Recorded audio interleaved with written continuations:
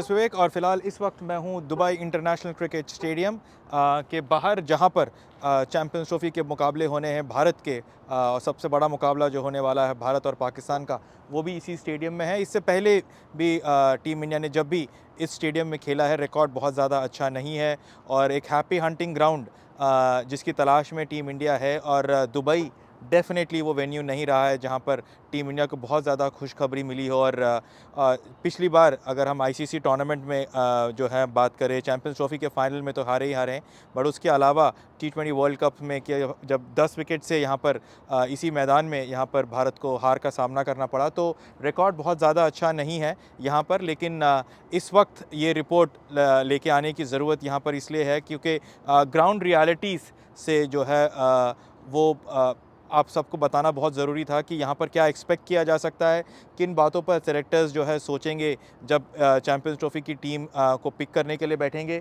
मुकाबला फ़रवरी में होना है और उस वक्त अभी भी जो है शाम का जो टेम्परेचर, अभी फ़िलहाल मैं दिन का समय है, दोपहर का समय है और यहाँ पर मैं शर्ट पे हूँ और पसीने अभी आ रहे हैं। लेकिन जैसे ही यहाँ पर शाम हो जाती है और हवा चलती है बहुत तेज़, तो बहुत अच्छा ठंडा ब्रीज़ हो जाता है। और क्योंकि ये स्टेडियम अगर आप यहाँ देखें तो थोड़ा सा क्लोज सा है और इसीलिए ड्यू बहुत जल्दी मैदान पर आ जाता है, तो इसीलिए जो टॉस है वो बहुत बड़ा फैक्टर रहेगा। स्पिनर्स का बहुत ज़्यादा रोल यहाँ पर आता हुआ नहीं दिख रहा है। जो कंडीशन से अगर दिन में आपने बॉलिंग करी तब वहाँ पर बॉल थोड़ा मिल जाएगा, लेकिन अभी आईएल टी20 की तैयारियाँ यहाँ हो रही हैं और डीपी वर्ल्ड आईएल टी20 शुरू होने वाला है।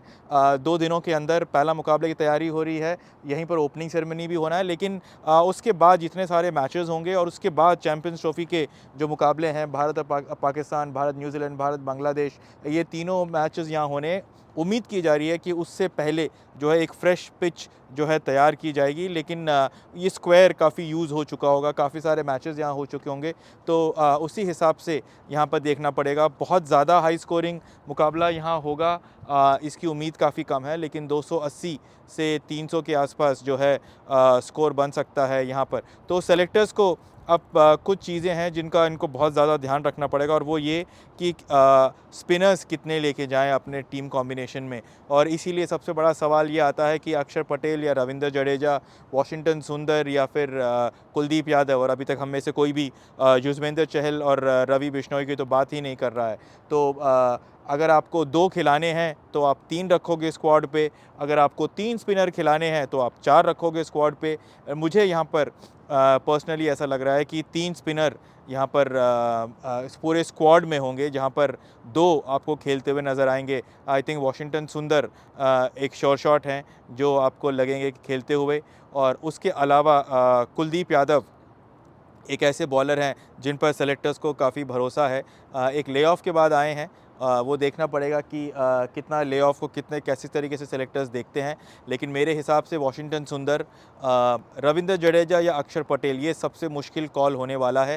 And I think Ravindra Jadeja के पास एक्सपीरियंस है एंड रोहित शर्मा पर बहुत ज़्यादा कुछ निर्भर करेगा कि वो किस तरीके से जाते हैं। उनकी फील्डिंग एक अलग चीज़ है, उनकी बैटिंग लोअर ऑर्डर पे वो एक अलग चीज़ है। हालांकि अक्षर पटेल ने भी बराबर किया हुआ है, तो अक्षर पटेल रविंद्र जडेजा पे बहुत टफ कॉल होने वाला है। But I think they will go towards Ravindra Jadeja. So Ravindra Jadeja, Kuldeep Yadav और वॉशिंगटन सुंदर, ये 3 स्पिनर्स के साथ टीम उतरेगी, क्योंकि फास्ट बॉलर्स यहाँ पर आपको कम से कम 3 खिलाने होंगे। चौथा एक फास्ट बॉलिंग ऑलराउंडर आपके पास हार्दिक पांड्या ऑलरेडी टीम का हिस्सा होंगे, तो वो 3 अर्शदीप, मोहम्मद सिराज और उसके अलावा मोहम्मद शमी का कमबैक यहाँ होने की उम्मीद है। जसप्रीत बुमराह एनसीए में रिपोर्ट ज़रूर करेंगे, लेकिन बहुत 10 से 15% चांस है। अगर टीम में सेलेक्टर्स ने उनका नाम रख भी दिया तो भी ये है कि 12 फरवरी तक आप चेंज कर सकते हो, तो उस वक्त फ़िटनेस के दम पर उनको खेलता हुआ चैंपियंस ट्रॉफ़ी पे देख नहीं पा रहे हैं। तो जो सबसे ज़्यादा रोल है जो टीम इंडिया के साथ जो अहम चीज़ें हैं वो स्पिनर के ऊपर है। जैसे मैंने कहा कि रविंद्र जडेजा को शायद यहाँ एज मिलेगा अक्षर पटेल से ज़्यादा, क्योंकि रोहित शर्मा खुद रविंद्र जडेजा को ज़्यादा प्रेफर करेंगे। उसके अलावा बात यहाँ पर आएगी कि विकेट कीपर कौन होगा। आई थिंक केएल राहुल और ऋषभ पंत ये 2 विकेट कीपर बैट्समैन कैटेगरी है, क्योंकि भारत को 3 ही मैचेस खेलना है और उस 3 मैच में भी एक मैच जो है वो लगभग 1 हफ्ते के बाद है, 1 हफ्ते का गैप है। भारत पाकिस्तान के बाद जो भारत न्यूजीलैंड का मुकाबला होना है वो 1 हफ्ते के बाद होना है। तो अगर कोई इंजरी हुआ, कोई कंसर्न हुआ तो होगा, तो बैकअप के हिसाब से सेलेक्टर्स इस तरीके से सोचेंगे नहीं, क्योंकि अगर प्लेयर इंजर्ड हो गया तो टाइम है उसके पास, और अगर वो बिल्कुल ही लंबा इंजर्ड हो गया तो ऑब्वियसली आप रिप्लेसमेंट मांग सकते हो। तो आई डोंट थिंक कि बैकअप पे वो बहुत ज़्यादा सोचेंगे सेलेक्टर्स यहाँ पर जब ये टीम वो बनाएंगे। मेरे ख्याल से केएल राहुल और ऋषभ पंत ये 2 प्लेयर होंगे। यशस्वी जायसवाल टीम में ज़रूर होंगे एज अ थर्ड ओपनर, लेकिन प्लेइंग 11 में उनकी जगह बनती हुई नहीं दिख रही है। केएल राहुल और श्रेयस अय्यर ये दोनों ही स्क्वाड का हिस्सा होंगे, और हो सकता है कि ये दोनों के दोनों और ऋषभ पंत के साथ आपको प्लेइंग 11 का हिस्सा यहाँ पर होते हुए भी देखें, क्योंकि यहाँ पर बहुत ज़रूरी है श्रेयस अय्यर का रोल, केएल राहुल का रोल, क्योंकि अगर अंडर लाइट्स आपकी बैटिंग आती है और बॉल थोड़ा सा सीम होता है तो वहाँ पर एक्सपीरियंस की ज़रूरत है, क्योंकि टॉप ऑर्डर पर विराट और रोहित है जो फ़िलहाल अभी मिसफायर कर रहे हैं, लेकिन उनको वो कंफर्ट चाहिए ताकि वो ऑल आउट जा सके। 2023 वर्ल्ड कप का जो फॉर्मूला है, जो टेम्पलेट है जिसके साथ टीम इंडिया उतरी थी, मुझे नहीं लगता कि उस पर बहुत ज़्यादा चेंजेस होंगे, और लगभग उसी सेटअप के साथ जो है टीम इंडिया उतरेगी। जसप्रीत बुमराह ऑब्वियसली एक बहुत बड़ा एक गैप रहेगा टीम इंडिया के लिए, बट लगभग टीम इंडिया जो है उसी तरीके के सेटअप के साथ जाएगी। ये खास बुलेटिन मैं आपके लिए सिर्फ दुबई स्टेडियम से इसलिए लेके आया हूँ क्योंकि आप सब लोगों को बता सकूँ कि रियलिस्टिक ऑप्शंस क्या क्या है। पिच जो है बहुत ज़्यादा हाई स्कोरिंग नहीं मिलेगी, थोड़े से टायर्ड वॉर्न आउट पिचेस यहाँ पर होंगे। ड्यू बहुत बड़ा एक फैक्टर प्ले करेगा, और शाम की तरफ जो है चेस करना टीम के लिए बहुत ज़्यादा बेहतर होगा। और हमने अक्सर देखा है कि टॉस जो है बहुत बड़ा रोल प्ले करती है। आप टॉस जीतते हैं तो आप मान के चलिए 80% आप मैच जीत सकते हैं।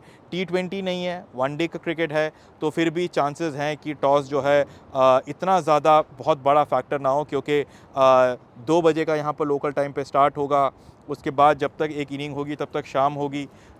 तो बहुत ज़्यादा जो हमने देखा पाकिस्तान के खिलाफ जो T20 मुकाबला यहाँ हुआ था, तो शाहीन अफरीदी ने शुरू में ही टीम इंडिया को आउट कर दिया था, ऐसा दोपहर को यहाँ होता हुआ नज़र नहीं आ रहा। लेकिन अभी भी अगर आप देखें तो एक अच्छी ब्रीज़ है, एक across the wind across the pitch जो है एक ब्रीज़ है, लेकिन इतना ज़्यादा वो इम्पैक्ट करेगा मुझे लगता नहीं है।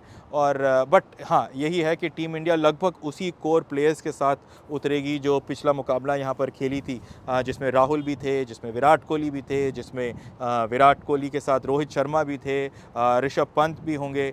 तो बैटिंग टीम इंडिया की लगभग सेटल्ड है। जो सवाल था वो स्पिनर का था, सवाल ये था कि फास्ट बॉलर एक्स्ट्रा कौन से होंगे, और बैकअप ओपनर वो भी लगभग तय है। यशस्वी जायसवाल आपके बैकअप ओपनर रहेंगे, शुभमन गिल आपके साथ ओपन करेंगे। बट अब सवाल ये है कि क्या शुभमन गिल, रोहित शर्मा, विराट कोहली ये वो ओपनिंग के 3 होंगे जो फ़िलहाल मिसफायर करे हैं। अभी बॉर्डर गवास्कर ट्रॉफ़ी में उन्होंने मिसफायर किया है, लेकिन लाल बॉल अलग, वाइट बॉल अलग, वो टैक्टिक्स अलग।